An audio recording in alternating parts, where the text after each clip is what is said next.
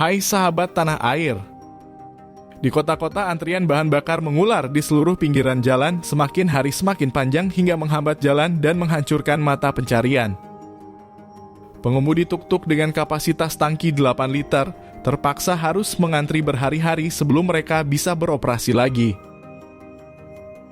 Mungkin hanya 48 jam setelah mendapat bahan bakar, mereka dipaksa untuk bergabung kembali ke dalam antrian. Bantal dan pakaian ganti serta air minum tak lupa mereka bawa sebagai bekal untuk menghadapi cobaan yang berat ini.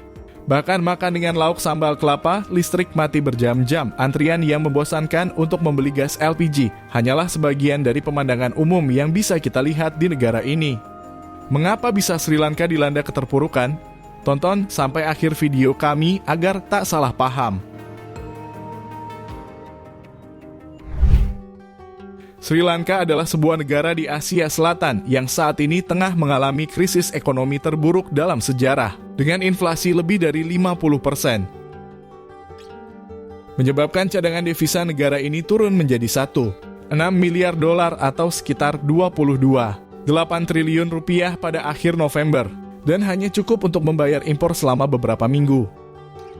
Sementara total utang luar negeri diperkirakan lebih dari 44,5 miliar dolar atau sekitar 635 triliun rupiah.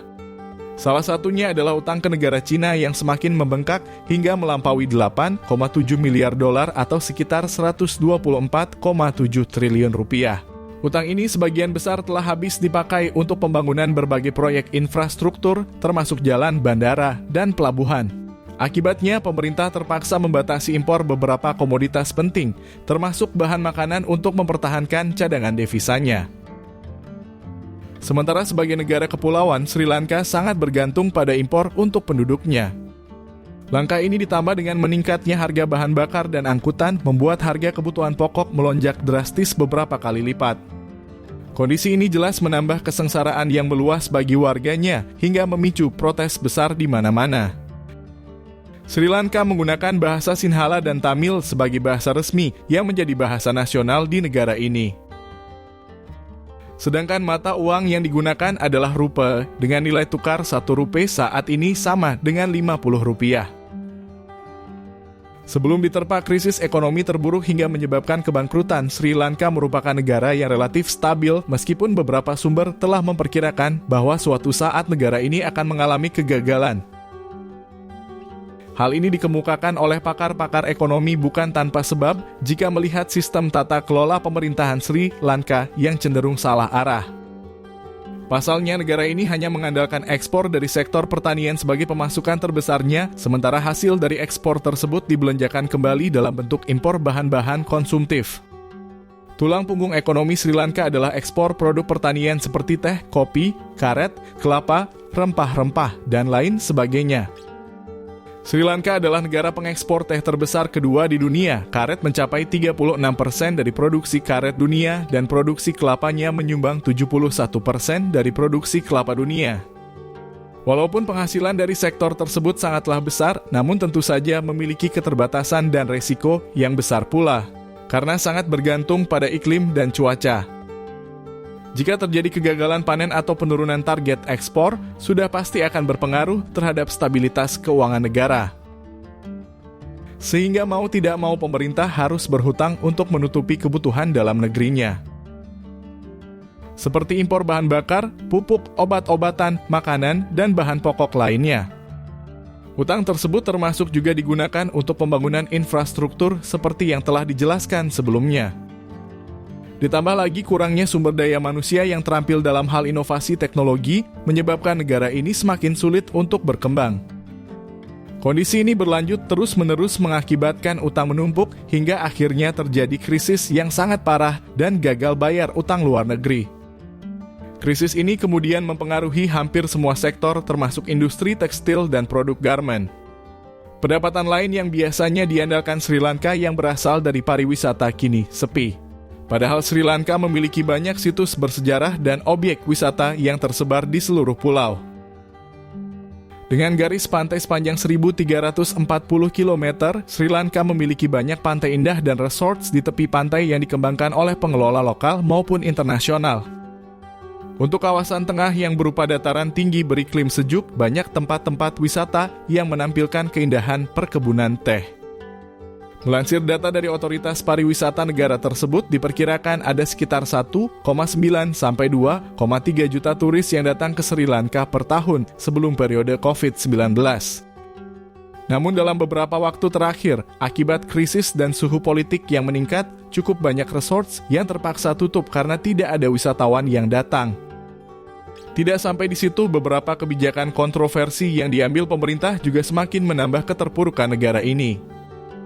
Antara lain lebih memilih fokus pada pasar domestik daripada mengekspor ke luar negeri, sehingga pendapatan dari ekspor rendah. Sementara tagihan impor terus bertambah. Kemudian, ketika Presiden Gotabaya Rajapaksa berkuasa, ia memutuskan untuk memotong pajak demi mendapat simpati rakyat. Ini berarti pemerintah memiliki lebih sedikit uang untuk membeli mata uang asing di pasar internasional guna meningkatkan cadangannya. Kekurangan mata uang ini ternyata menjadi masalah yang sangat besar. Hingga pemerintah mencoba menghentikan arus keluar mata uang asing dengan melarang semua impor pupuk kimia dan meminta petani menggunakan pupuk organik. Keputusan ini malah semakin menyengsarakan rakyatnya yang menyebabkan kegagalan panen dan krisis pangan yang meluas. Sehingga Sri Lanka terpaksa harus menambah stok makanannya dari luar negeri yang membuat kekurangan mata uang asingnya semakin parah. Sejak itu pemerintah telah melarang impor berbagai macam barang yang dianggap tidak penting. Mulai dari mobil hingga jenis makanan tertentu, bahkan sepatu juga dilarang. Pada akhir 2019, Sri Lanka memiliki cadangan mata uang asing sebesar 7,6 miliar dolar, namun pada Maret 2020 hanya tinggal 2,3 miliar dolar. Kini Sri Lanka telah kekurangan barang-barang penting seperti makanan, pakaian, obat-obatan, BBM, hingga gas untuk memasak. Bahkan listrik dan transportasi telah meroket dengan sangat drastis karena nilai rupiah yang anjlok. Menurut data dari World Bank pada April 2022, tercatat sekitar 11,7% rakyat Sri Lanka hidup dalam kemiskinan dengan pendapatan kurang dari $32 per hari. Berarti ada sekitar 2,5 juta rakyat Sri Lanka yang pendapatannya kurang dari 1,5 juta rupiah per bulan. Dengan gambaran tersebut, sudah pasti bisa dibayangkan bahwa Sri Lanka bukanlah negara yang kaya. Maka tidak heran jika pendanaan negara yang berasal dari utang luar negeri, terutama dari pemerintah Tiongkok, hingga kini tidak terbayar. Bahkan negara Sri Lanka telah mengalami kebangkrutan akibat hal tersebut. Di lingkungan kelas bawah, anggota keluarga mulai berkumpul di sekitar tungku kayu bakar untuk menyiapkan makanan paling sederhana, yaitu nasi dan sambal kelapa.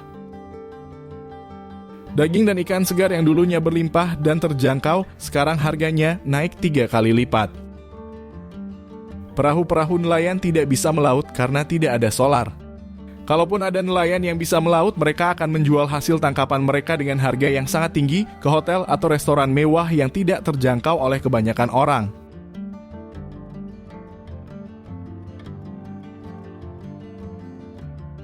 Nah, itulah beberapa hal yang membuat Sri Lanka dalam keterpurukan. Semoga Sri Lanka lekas terbebas dari keterpurukan dan menjadi negara yang lebih maju. Walaupun tak dipungkiri Indonesia juga memiliki hutang luar negeri. Siapa tahu di pemerintahan baru ini Indonesia akan terbebas dari hutang-hutang luar negeri. Terima kasih.